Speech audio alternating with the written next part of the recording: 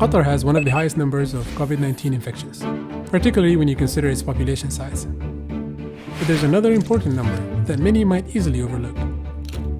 Compared to countries with similar infection rates, Qatar's total recorded deaths is nowhere near, even among nations which are considered rich and equipped with an advanced healthcare system. In fact, among all the countries in the world that had over 1,000 cases, only Qatar and Singapore had a mortality rate of less than 0.15%. So why is that?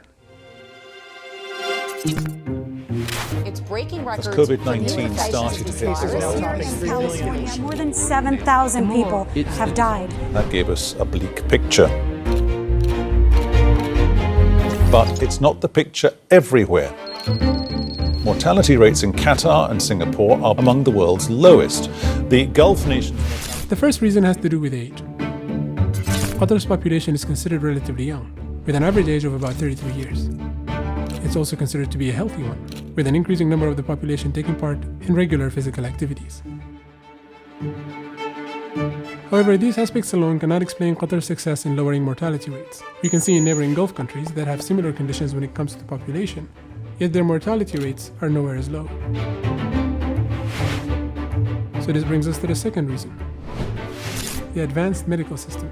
Even before this pandemic, the efficiency of Qatar's medical sector has been on the rise, breaking a milestone after another in different medical fields. And when the pandemic hit, the nation's Ministry of Health proved to be significantly well prepared, resulting in a record number of recoveries.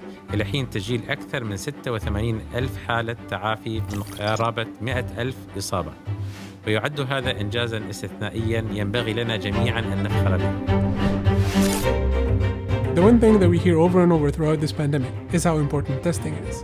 Whenever we post the daily COVID-19 stats on our social media pages, many of our followers look at the high number of daily cases and get alarmed. But you should also take a look at the number of tests that Qatar has been conducting on a daily basis. Yes, the number of cases has gone up, but that's only natural. And I believe that actually it's a result of our very strong testing measures. Extreme testing is a huge factor for the country's low mortality rate. 20,200 فحص لكل مليون، عن نسبة أعلى حتى من بعض الدول التي تعتبر رائدة في هذا المجال. Now, this final point is a significantly important one. The crisis management team assigned to deal with the spread of the pandemic has shown to be an extremely effective one. The state went above and beyond to ensure the safety of its citizens. And what attributed to the success of these implemented measures is the people's trust in their government and its leadership. Why did Qatar not go for a full lockdown from the get-go? When you're trying to ask people to do things that are very different to their norms and may well lead to some kind of a backlash, I think Qatar has managed to walk in the middle line very, very well. I think with that kind of effort, you're more likely to have people complying than if you were to force a complete lockdown. And finally, the point of this video is not to downplay the number of deaths or the serious threat that the virus still poses.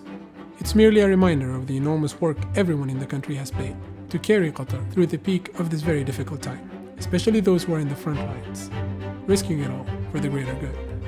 It should also serve as a reminder that we need to take our precautions as the country moves forward with easing restrictions. فإننا ننصح جميع المواطنين والمقيمين بضرورة أخذ الحيطة والحذر أثناء فترة عيد الأضحى المبارك، وذلك بالحرص على اتباع الإرشادات والإجراءات الاحترازية. Let us know your thoughts in the comments and share this video with others. And don't forget to follow us at Qatar Living for the latest updates of everything happening in the country. Stay safe.